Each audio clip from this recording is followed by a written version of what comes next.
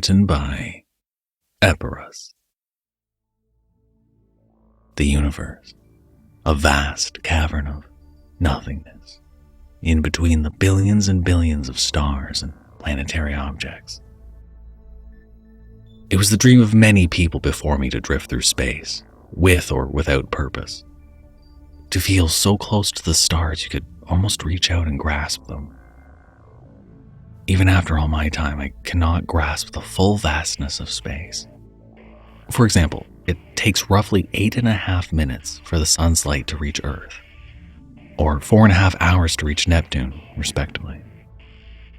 So, the light you feel against your skin is the light the sun gave off 8.5 minutes ago. Our sun is a G-type yellow dwarf main sequence star that is about 4.3 billion years old. It will eventually sputter out and die in about 7 to 8 more billion years. At least, that's what we've been taught and told.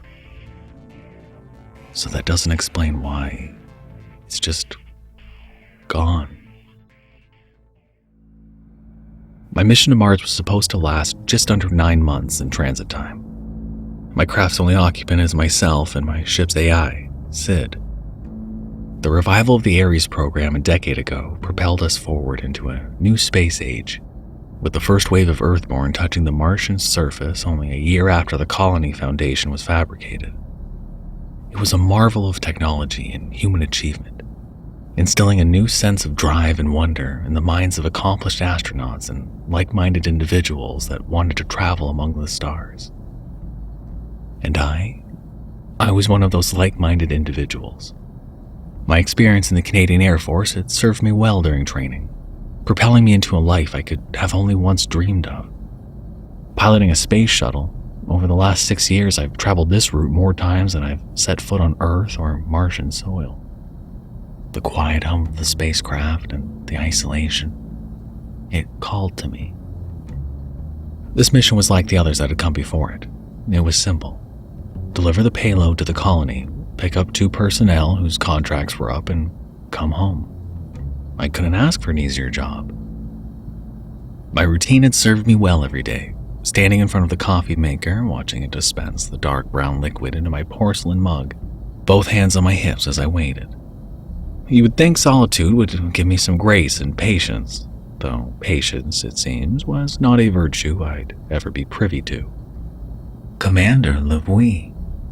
A familiar voice filled my ears, a voice that was the closest family I'd ever have, one that I looked at as my companion. Hell, I might even go as far to say my brother. Sid, how many times have I told you now? Just call me William. Right, Commander William. I sighed heavily, hanging my head and chuckling to myself, my right hand coming up to pinch the bridge of my nose before dropping my hand, reaching for the cup of coffee once the steady stream of coffee had stopped dispensing.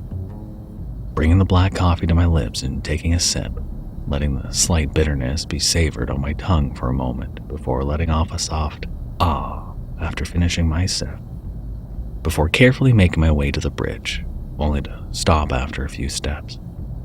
Turn around, walk over to the counter, grab my breakfast, a chocolate Pop-Tart, the breakfast of champions.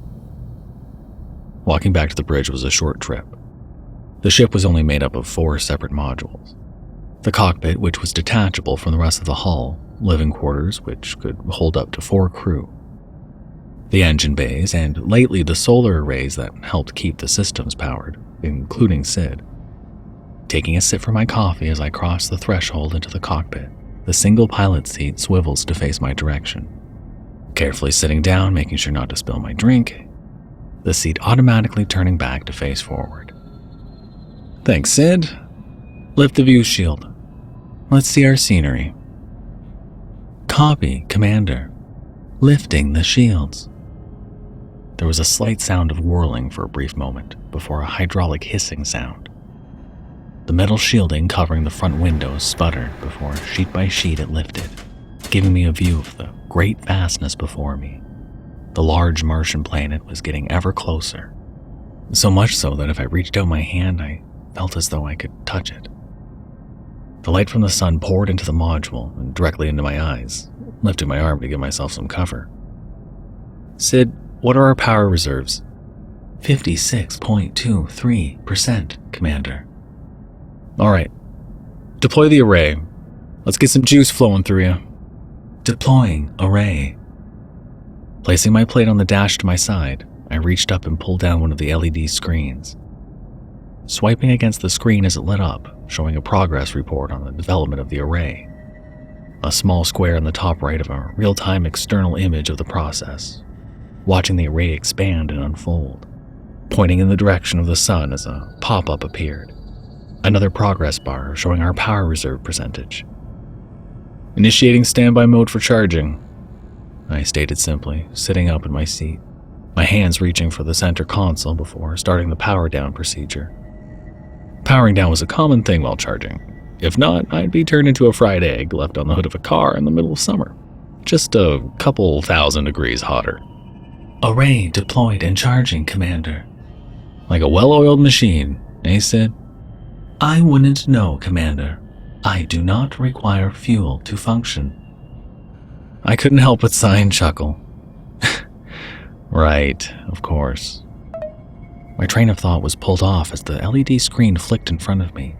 A large red warning light flashed with big letters. Power fluctuation detected. Sid, you reading this? Unstable power flow detected in array 1 and 2. What the? It was like the ship lit up like Mardi Gras. Alarms sounding off as though the ship had suffered a catastrophic event until the entire unit went dark. Every light and every screen along with each mission-critical instrument all the way down to the comms light flicked off, leaving me in the dark as my equilibrium shifted at the recognition of zero gravity. Along with all systems, the artificial gravity had shut off. The only light shining into the cockpit was light from the distant sun. I carefully maneuvered myself out of my seat, grabbing either side of the doorway and propelling myself out of the cockpit and into the main module. Fumbling around in the darkness near the utility hatch before managing to open it. Rummaging around until I found what I was looking for, a flashlight. Pressing the button, nothing. I whacked the flashlight against the palm of my hand 3 times and tried again. This time, the light flickered to life, shining the light around the module. Everything that wasn't strapped down was now floating freely without the weight of gravity. Propelling myself back towards the cockpit, orienting myself up in front of the breaker panel, grabbing the checklist that was nestled in the small cubby by the door, going through each step with painstaking accuracy. Finally flicking the reboot switch after the sequence was completed, I was welcomed by nothing. Just darkness and a dead ship. Fuck. Okay.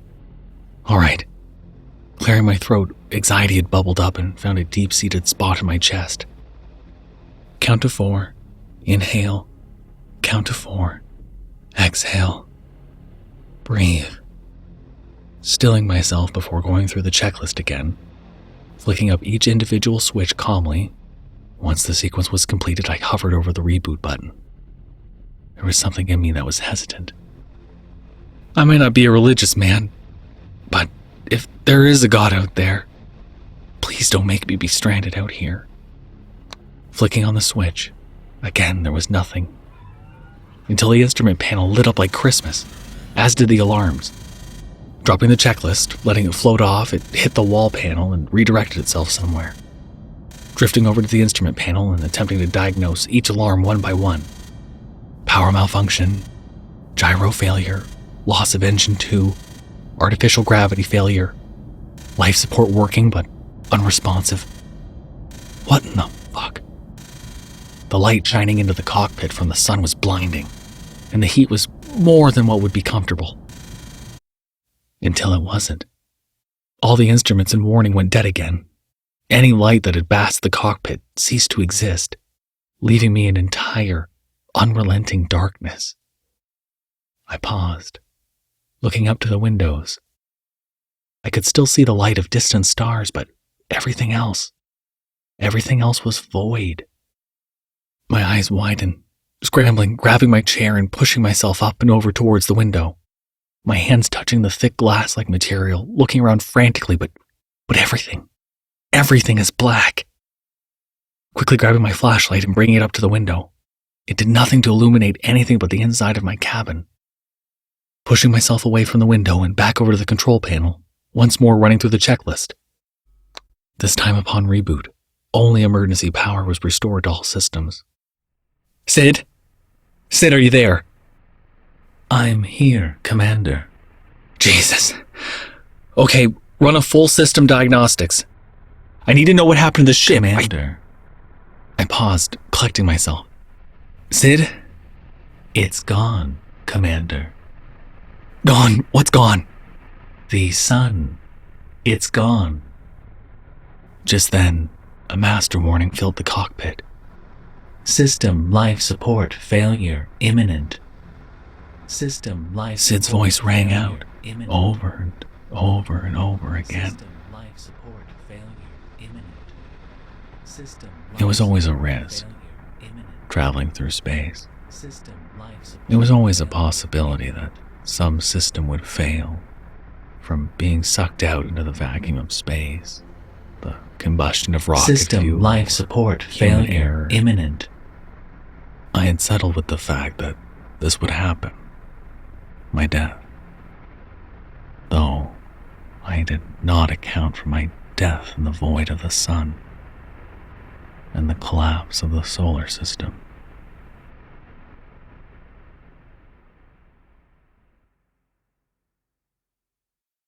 Thank you for listening.